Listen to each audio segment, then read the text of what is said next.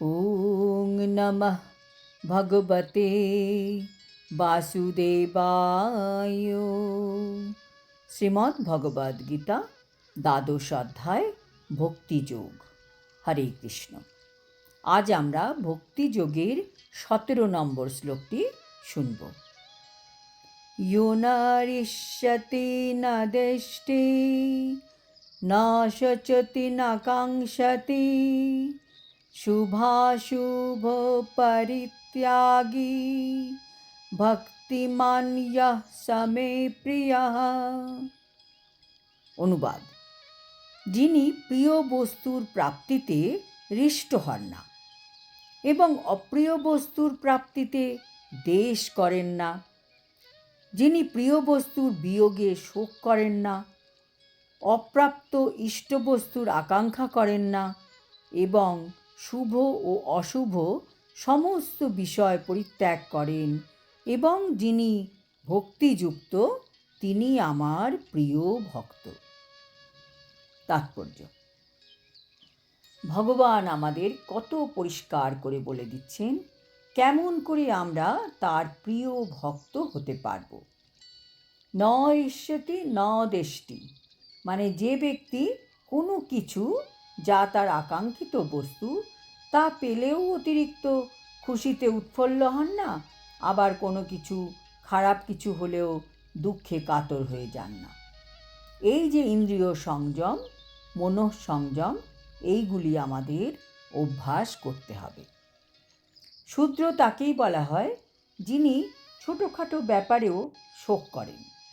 সে সারাক্ষণ শুধু ভাগ্যের দোষ দিতে থাকে, আমি কি পেলাম, আমার জীবনে কিছুই পেলাম না, ইত্যাদি ইত্যাদি।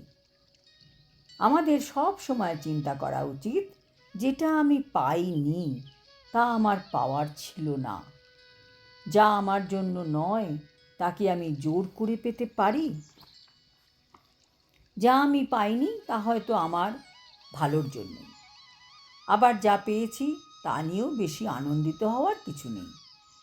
ভাবতে হবে ভগবান কৃষ্ণ দিয়েছেন তাই পেয়েছি, এতে আমার তো কোনো ক্রেডিট নেই, ভগবানের ইচ্ছায় পেয়েছি। ভক্ত সব সময় নিজেকে কন্ট্রোলে রাখেন। দেখা যায় যারা আনন্দে খুবই উৎফুল্ল হয়ে পড়ে, তারা দুঃখেও অতিরিক্ত কাতর হয়ে পড়ে। এটাই তো আমাদের পরীক্ষা।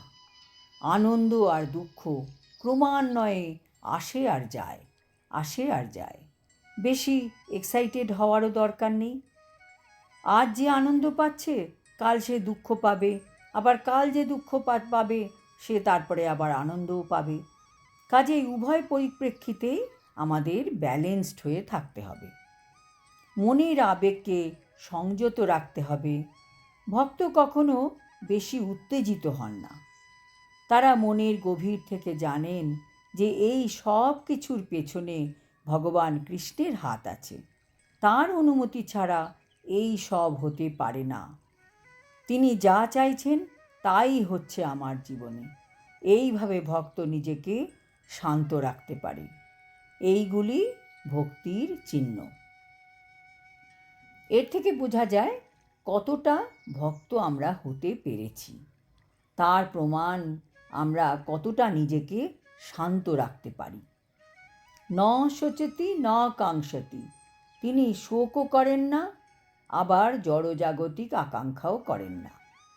ভগবানের কাছে কিছু চাওয়ার কথা তাদের মনে আসে না।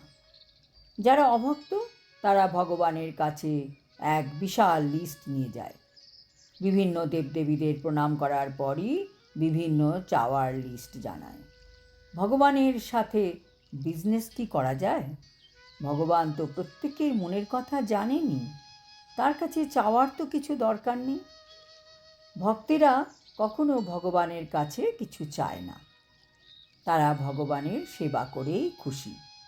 তারা জানেন কৃষ্ণ আমার পিতা, তিনি যখন আমার যা দরকার তা আমাকে দেবেন। ভক্ত ভগবানের কাছে শুধু চায় ভক্তি, ভগবানকে যেন সেবা করতে পারি, ভক্তি করতে পারি। ভক্তের প্রার্থনা হচ্ছে ভক্তিকেন্দ্রিক। ভক্ত শুভ এবং অশুভ কর্মের ঊর্ধ্বে। এখানে কর্ম বলতে কর্মফলকে বোঝানো হয়েছে। কেউ কি কর্ম পরিত্যাগ করে থাকতে পারে? পারে না। কর্ম তো সকলকে করতেই হবে। ভক্ত শুভ এবং অশুভ সব কর্মফলই ভগবানকে সমর্পণ করে থাকে। তা নিজের জন্য কোনো কর্মফল রাখেন না।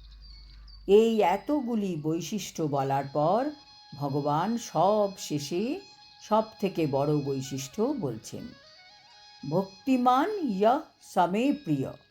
এই এতগুলি বৈশিষ্ট্য থাকার পরও ভগবান বলছেন, যদি কেউ ভক্তিমান না হন তবে সব কিছুই বৃথা। ভক্তের মুখ্য গুণ হচ্ছে ভক্তিমান। ভক্তির হাত ধরে সব গৌণ গুণ আপনা থেকে চলে আসে এবং আসবে। কাজেই ভক্ত পরমেশ্বর ভগবানের সন্তুষ্টি বিধানের জন্য সব রকমের ঝুঁকি নিতে প্রস্তুত থাকেন। কোনো কিছুই তার ভগবৎ ভক্তি সাধনের পথে প্রতিবন্ধক হয়ে দাঁড়ায় না। এই ধরনের ভক্ত শ্রীকৃষ্ণের অত্যন্ত প্রিয়। আজ এই পর্যন্ত।